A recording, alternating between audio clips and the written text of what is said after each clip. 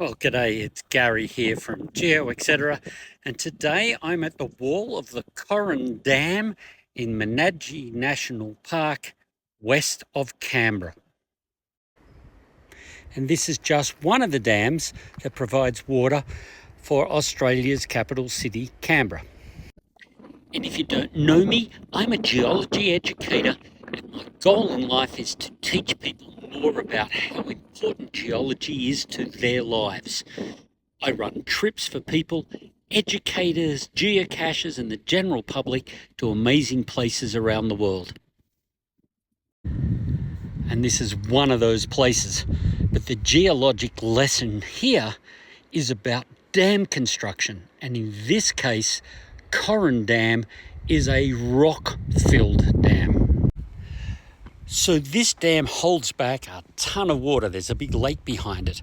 And that water has pressure and it's forever trying to push downstream. So when you build a dam, it has to be able to hold back the water, the weight of the water, that water's pressure. And there are many ways to do that. There are arched concrete dams like the Boulder Dam holding back the huge amount of water of Lake Mead in the US. But in this case, this dam uses a huge pile of rock to hold the water back. And you can see the rock wall on this side of the dam where the water is, as well as the downstream side of the dam. The rock wall of this dam is just over 70 meters high. The rock that's been used is a sequence of metamorphic rocks that are found wedged between some large granite bodies that make up the mountains in which the dam exists.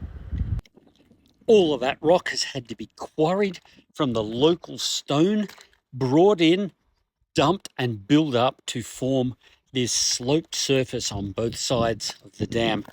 Then, because the dam gets to capacity at the meltwater in winter, you need some way so the water can be released from the dam without pouring over this rock wall and causing natural erosion.